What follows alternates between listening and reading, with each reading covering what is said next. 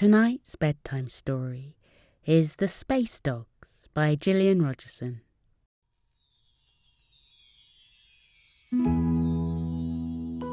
It was a beautiful afternoon in late summer, and a cocker spaniel called Sunny was lying on the grass in her garden and enjoying the warmth of the sun on her fur. Her best friend Hector, a golden retriever, was at her side.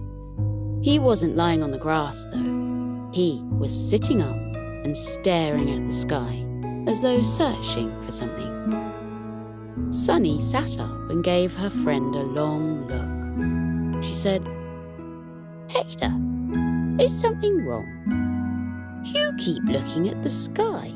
You've been doing it all day." "Have I?" Hector replied, not taking his gaze away from the sky. "Yes.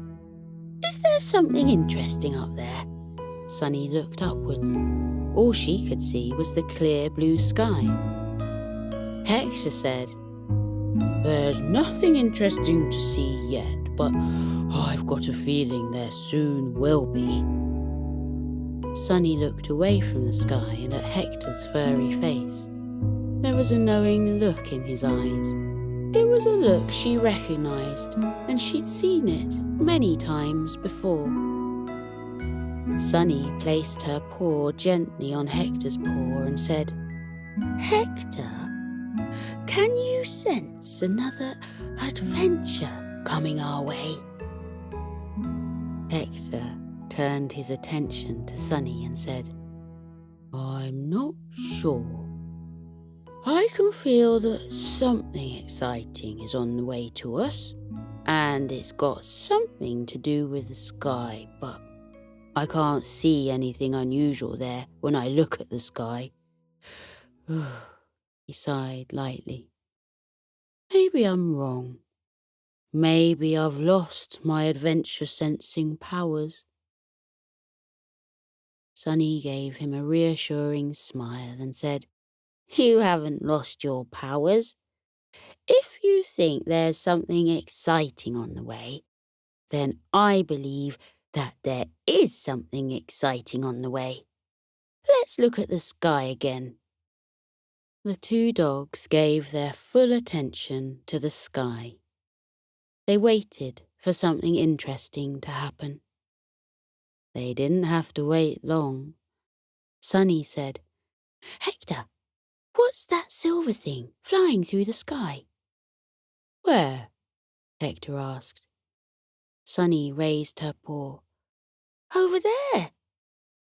It seems to be going really very fast."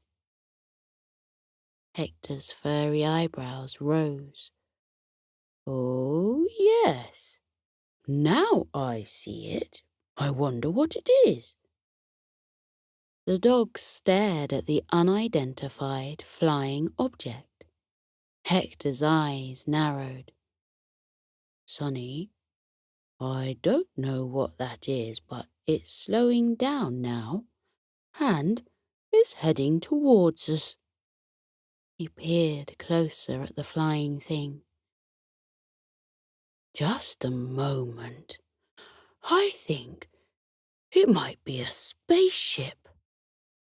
Hector was right. It was a spaceship.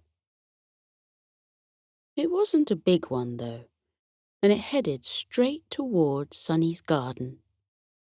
The dogs moved to the side and watched in amazement as the small spaceship landed on the grass. It was a bit bigger than the dogs. A plume of silver smoke came from the bottom of the ship and covered up its lower half. The smoke slowly vanished, and the dogs saw an open door. Two animals were standing in the doorway. Hector and Sunny recognized one of them. It was Sydney, a squirrel with silver fur. He had helped Hector and Sunny go on many magical adventures. The other animal was a big Labrador puppy. He was wearing a silver spacesuit. The squirrel and puppy waved to Hector and Sunny and said hello. They jumped out of the door and jogged over to the dogs. Sydney said, "Hello again, you two. It's lovely to see you again. I hope our surprise landing hasn't startled you too much." Hector smiled and said, "Hi there, Sydney. I've been expecting something exciting to happen all day, but I never thought it would be a spaceship landing in Sunny's garden." He looked at the puppy and said hello to him. Sunny said hello to the puppy too, and asked if he'd been on a long journey in his spaceship. The puppy said his name was Coda, and he hadn't had a very long journey because he'd come from Mars. Hector blinked. "Mars? The red planet where no one lives? The one that takes months to travel to?" Sunny looked at Hector in admiration. He knew such a lot of interesting things. Coda shared a smile with Sydney and said, "I haven't come from the Mars that you know. I've come from a future Mars." The dogs were too confused to speak and stared at the little puppy in total bewilderment. Sydney explained Coda had come from the future, where time travel was now possible. "I travel through time portals quite often," Sydney said matter-of-factly. "I've been to the future Mars today. I thought about you two whilst I was there and wondered if you'd like to visit Mars as well. So I asked Coda for a lift here." Hector shook his head. He said, "Sonny and I can't travel through time and go to Mars. It's impossible." Sonny looked at her dear friend and reminded Hector how they had travelled back in time recently on another adventure, and how they'd gone to many enchanted worlds through magical portals, all thanks to Sydney and his amazing powers. Hector gave Sunny a small, embarrassed smile and said, "Just for a moment there, I'd forgotten that anything was possible, especially when Sydney's around." Sydney grinned at the two dogs and said, "Well, what do you say? Would you like to travel to Mars?" Hector and Sunny barked in delight and said they most definitely would like that. Coda moved closer to the dogs and handed them a silver jewel each. He told them to put the jewels onto their dog collars, and when they pressed them, spacesuits would appear, which would fit them perfectly. Hector and Sunny put the jewels on their collars, pressed them, and a second later they were both wearing silver spacesuits that matched Coda's. Hector asked if they would need helmets too. Coda said no because the air on future Mars was now breathable. "Oh, and there's something else you need to know about Mars," Coda said. "There aren't any humans on it yet, and it's only animals who live there." "Wow," Hector and Sunny said at the same time. Sydney yawned and told the three dogs he would leave them to their Martian adventure because he was ready for a nap. The sleepy squirrel waved goodbye and then vanished into thin air, something he did quite often. Coda led Hector and Sunny over to the spaceship and told them to jump in. Sunny said, "Won't it be a bit of a squeeze for us inside it?" With a twinkle in his eyes, Coda said she needn't be concerned about that. Hector and Sunny jumped through the open door and into the spaceship. It was much, much bigger on the inside. Sunny and Hector saw several corridors leading away from the door. One led to a kitchen, another to a lounge, and one to a playroom. Coda jumped in after them and explained it was Martian engineering that made ships larger on the inside, and also a touch of magic from some enchanted jewels that had been found deep beneath the red surface of Mars. Coda explained, when animals settled on Mars years ago, they explored the many underground caves and caverns. It was a cat who first found the special jewels. She was a scientist, and after experimenting with the jewels, she discovered they had magical powers and could be used for many things, including making our spaceships bigger on the inside. I'll take you to the science hub when we arrive on Mars and introduce you to Dr. Julie. She's a descendant of the cat who first found the precious items. He grinned and added, Dr. Julie is an expert on the enchanted jewels. And also, she has the perfect name for the work she does. Coda asked the dogs to follow him to the control room. Once there, they all settled down into their seats, and the puppy fired up the engine. The spaceship zoomed up into the air and high above the street where Sunny lived. Higher and higher they went. Coda told them they would travel through a time portal soon, and it would take them straight to Mars of the future. Sunny and Hector grinned at each other and looked out of the large windows. They saw Earth below and watched as it got smaller and smaller.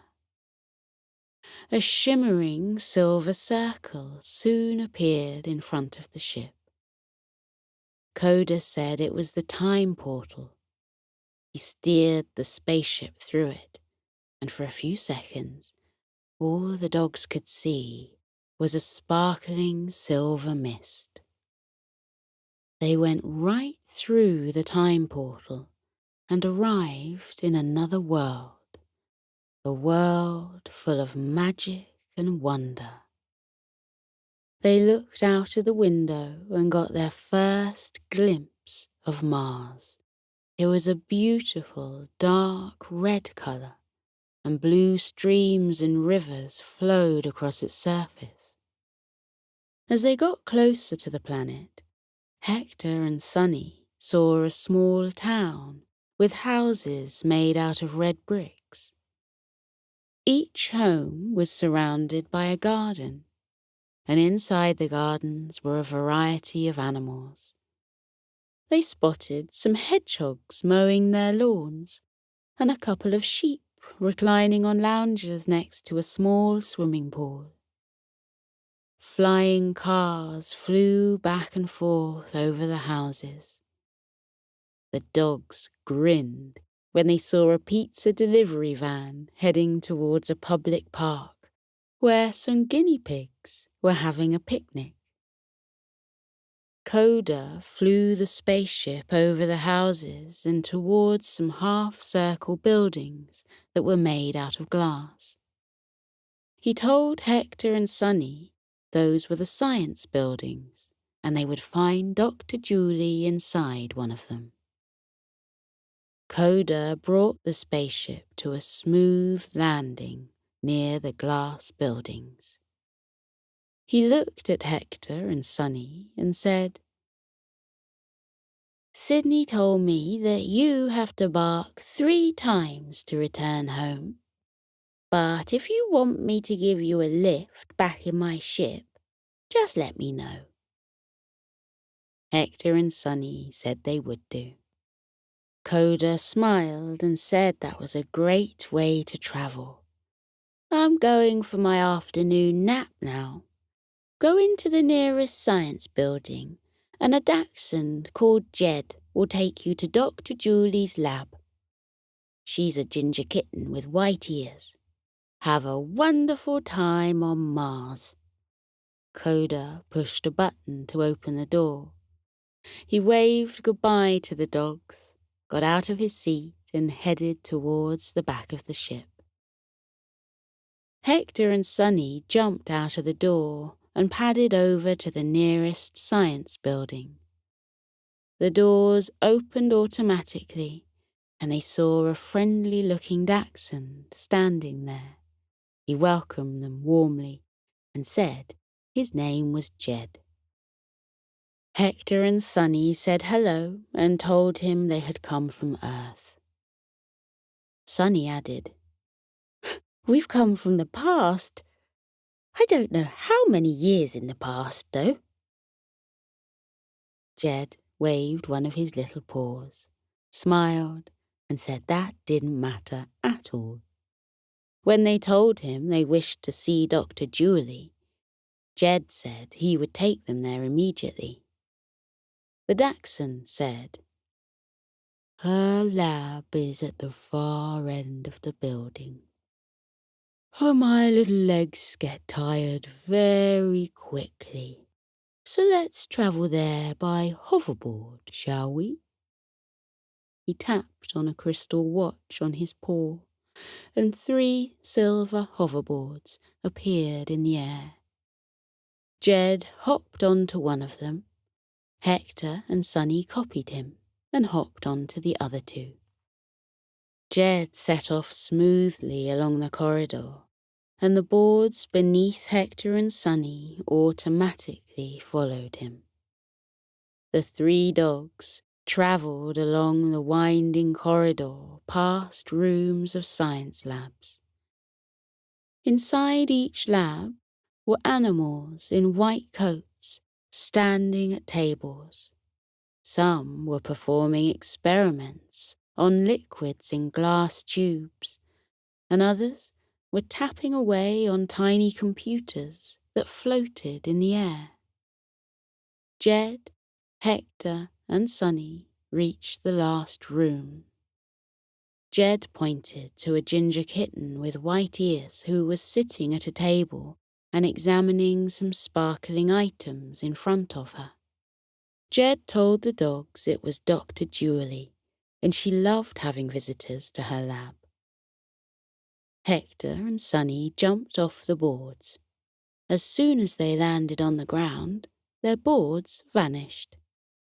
Jed said, "Cheerio," and rode away on his hoverboard. Dr. Julie noticed the visitors and gave them a friendly hello. She invited them closer and said, "Ah, going by the material of your dog collars, I can see you have come from the past." She looked closer at them. "But I suspect you 2 are different from the other dogs on your planet. I can sense that you've been on many adventures of a magical nature. You have twinkles of magic in your eyes."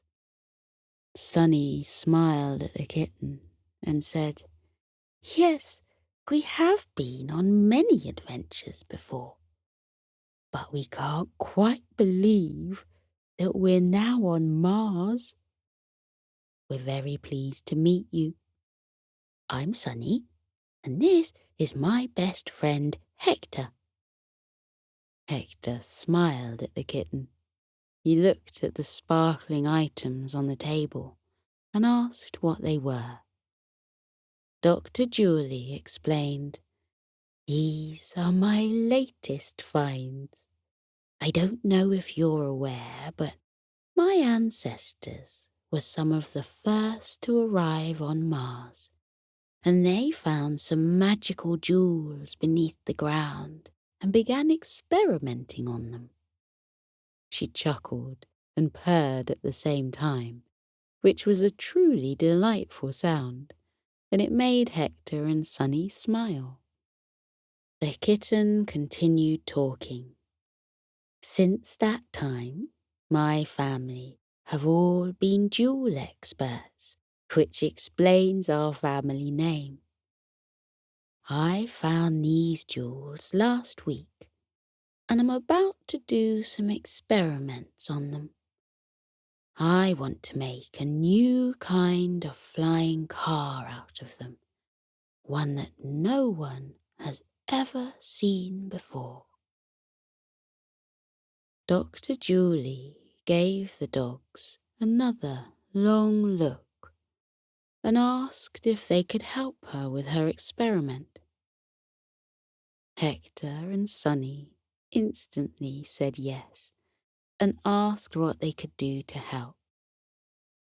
The kitten said, "Close your eyes, place your paws on this large silver jewel, and use your imagination to picture the most amazing flying car that you can think of." The jewels do contain a lot of magic, but I suspect your imaginations contain just as much, if not more, magic. Hector and Sunny felt very special to be asked to perform such an important job. They took a deep breath and placed their paws on the silver jewel. It felt warm and a little bit fizzy. The dogs closed their eyes and imagined the most amazing flying car ever. After a few moments, Dr. Julie said they could move their paws and open their eyes. The dogs did so and looked at the silver jewel. It didn't look any different.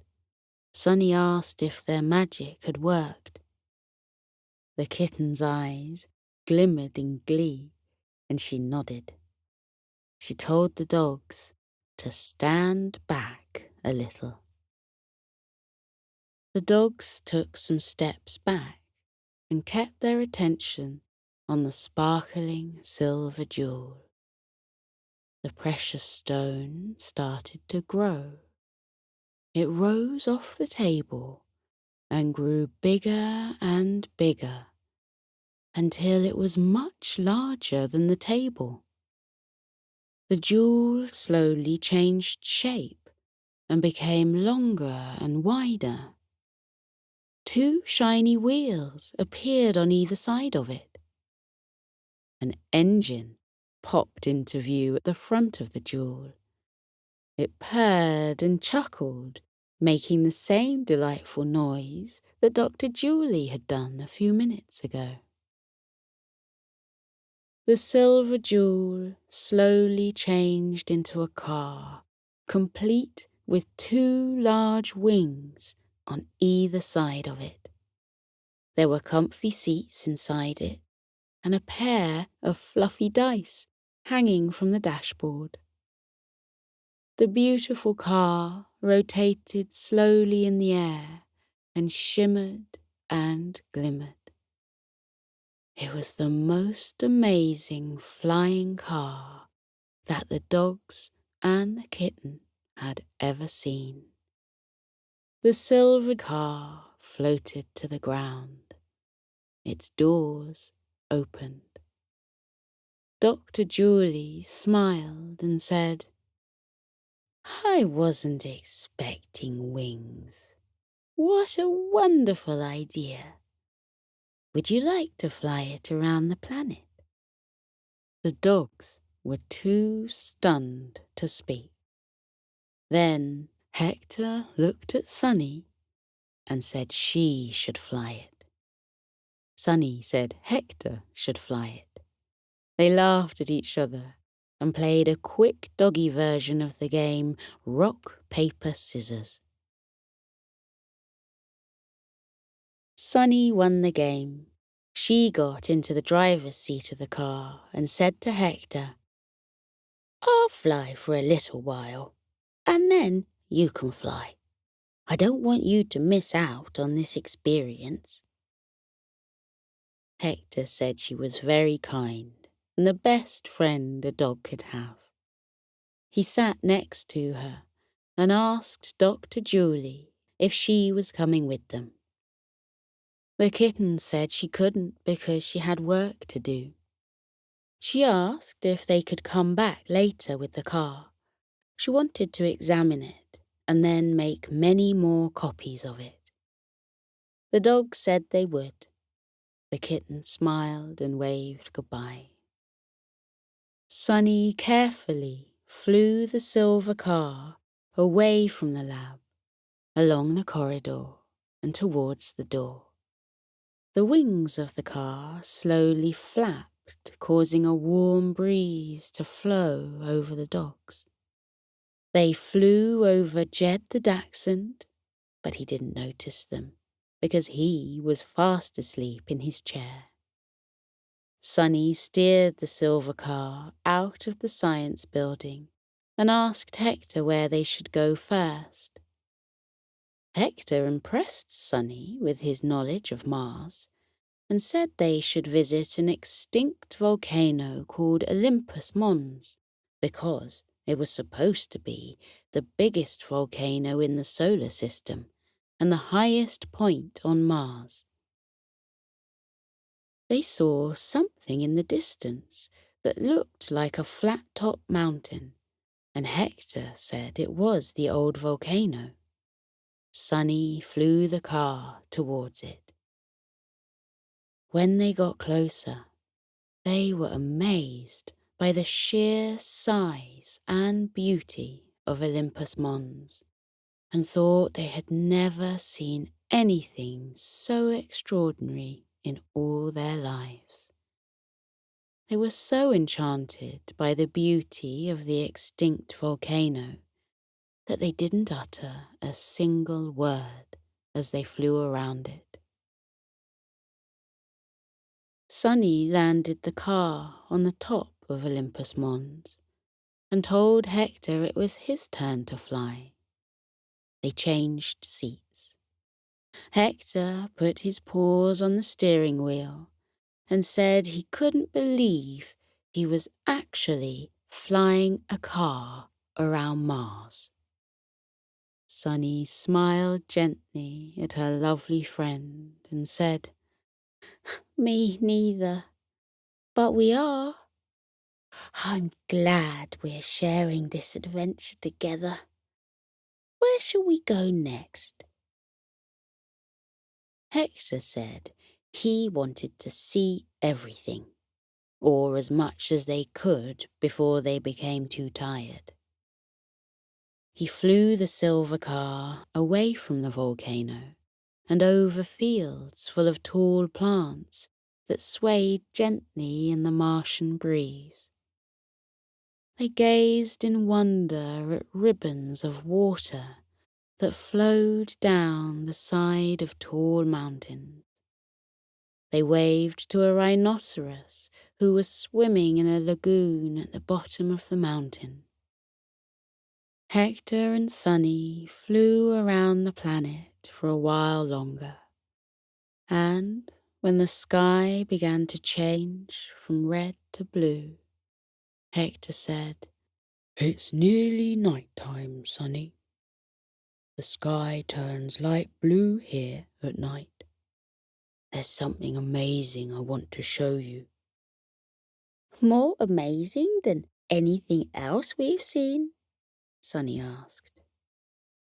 Hector gave her one of his knowing smiles and nodded. He flew the car back to the old volcano and landed on top of it.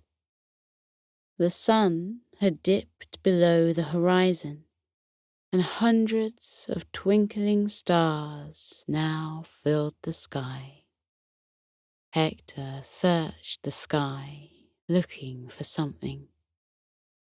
Sunny wondered what he could be looking for this time. He soon found something. He raised his paw and said, "Sunny, look over there." Sunny looked at where he was gesturing. Her eyes widened in surprise. She was too amazed to speak. Hector chuckled lightly and said, 2 moons, Sonny. Mars has 2 moons. Look how beautiful they are. The stars look brighter here than they do on Earth, don't you think? Sunny nodded. She sighed happily and gazed at the beautiful moons of Mars. The 2 best friends watched the Martian night sky for a little longer, lost in the amazing awesomeness of it all. After a while, Sunny began to yawn. Hector did too. He said they should return to Dr. Julie and asked Sunny if she wanted to fly the car again. Sunny said she was too tired, and would he mind flying? Not at all, Hector replied. Hector flew the car back to the science lab, through the door, and along the corridor to Dr. Julie's lab. She was still at the table where the magic jewels were. He landed the car next to the kitten's table and helped his tired friend out of it. Dr. Julie said hello and asked about their journey. The dogs told her and said they were now very tired and ready to return home. Dr. Julie asked if they needed any help getting home. The dog said no, thank you, and explained it only had to bark 3 times and they'd be home. They thanked Dr. Julie for their unforgettable journey in the flying car. The kitten gave the car an admiring look and said she would have a trip in it later. She said it had been wonderful to meet them, and who knew, perhaps they would meet again sometime. Hector and Sunny said goodbye to the kitten. They waved and then barked 3 times. Hector and Sunny travelled through time and returned back to Sunny's garden on Earth. Their silver spacesuits vanished from them. The 2 tired dogs sat on the sun-warmed grass and looked at each other. Did that really happen? Sunny asked. Did we really travel to Mars? We did. What an amazing adventure, Hector said. He yawned. I think I'm ready for an amazing nap now. The silver jewels on their collars floated free and over to one of Sunny's secret hiding places in the garden. They dipped down into the soil, and though they had disappeared from view, the dogs knew where they were if they ever needed the magical jewels again. Hector and Sunny settled down some more on the grass, smiled at each other, and closed their eyes. They drifted into a deep sleep.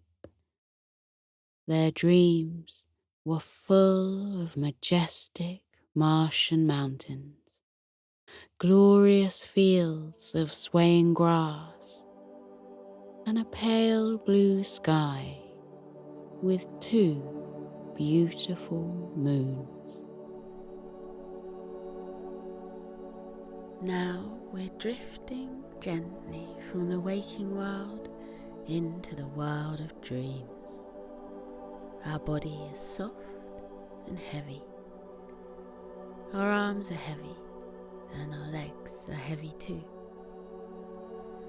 Our breathing is gentle and relaxed. Our breath going in through our noses and down into our chests.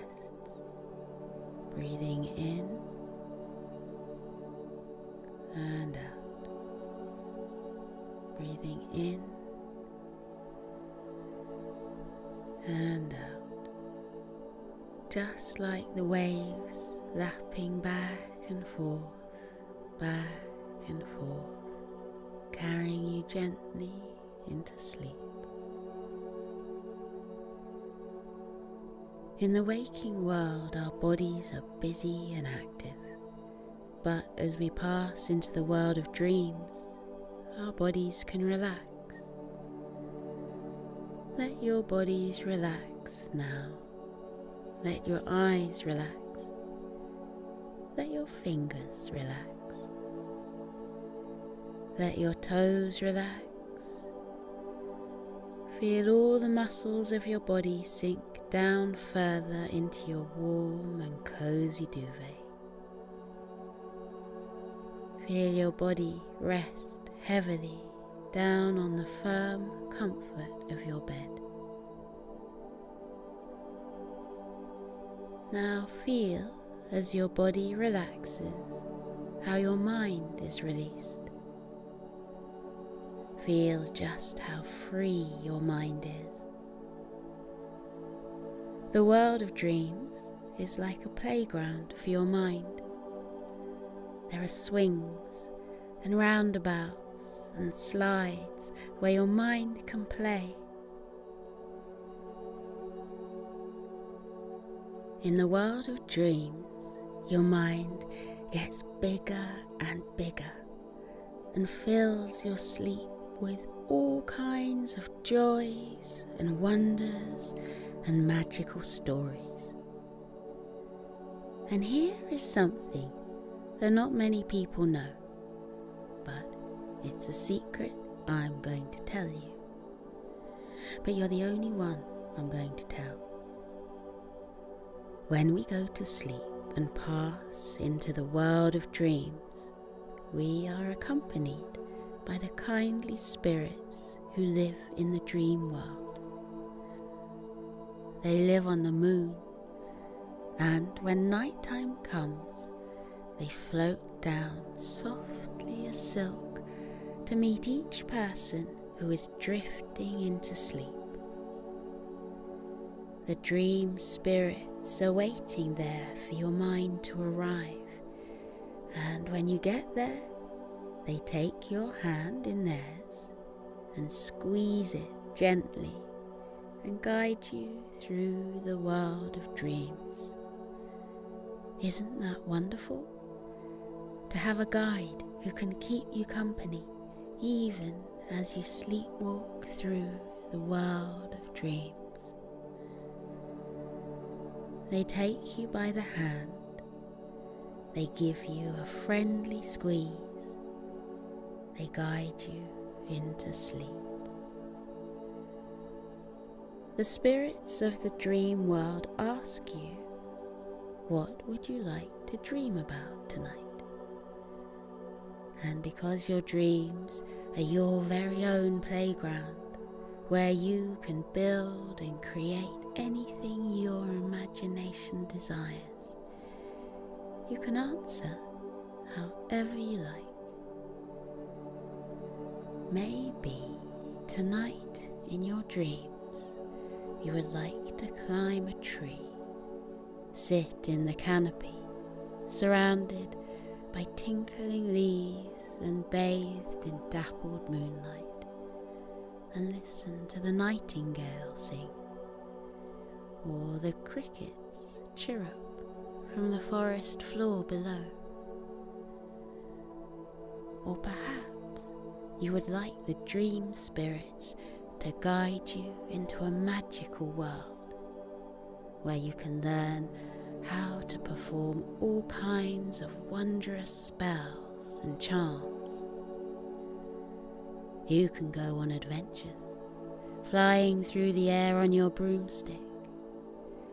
The white clouds spread out below you like an ocean of fluffy marshmallows. Or maybe you'd like to visit a magical zoo, full of rabbits and puppies and kittens whose fur is so soft and comes in all kinds of different colours, brown and white and black, but also purple and green and blue.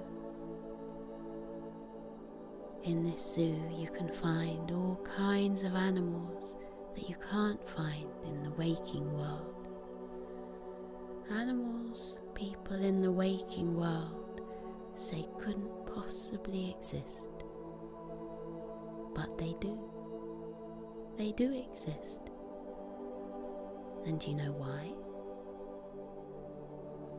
Because your mind is so powerful and rich and magical that in the world of dreams, anything is possible. Your imagination is an enchanted place. It can create whole worlds out of thin air, out of nothing. Anything your heart desires can be found in the world of dreams. So let your eyelids be heavy. Let your body sink into the warmth of your duvet. Let your body drift into a deep and peaceful sleep. And let your mind float away into the world of dreams. The dream spirits are waiting to guide you through their magical world, their world of wonder, their world of delight. See the soft smiles on their beaming faces. Feel the warmth of their hands in yours. They take you by the hand. They give you a friendly squeeze. They guide you into sleep. Walk with them and let them lead you on magical adventures into the world of dreams. The jungles of green leaves with all kinds of creatures ready to show you their lives. To castles built out of clouds. To rivers bright as rainbows for you to swim down. To crackling campfires next to lakes where the pitter-patter sound of rain sounds like the gentle tinkling of music. Remember to thank your dream spirits for guiding you lovingly through the land of dreams. Say, thank you, dream spirits. And when you say, thank you, dream spirits, the dream spirits will say, thank you back. Because the dream spirits are just as lucky to accompany you through your magical dream world as you are, that the spirits are there to guide you. So let your eyes close. Let the lids fall heavy. Let every part of your body from the top of your head to the tips of your fingers and toes. Be warm and heavy and sleepy. Let your mind slip into the peaceful world of sleep, where anything is possible. Good night.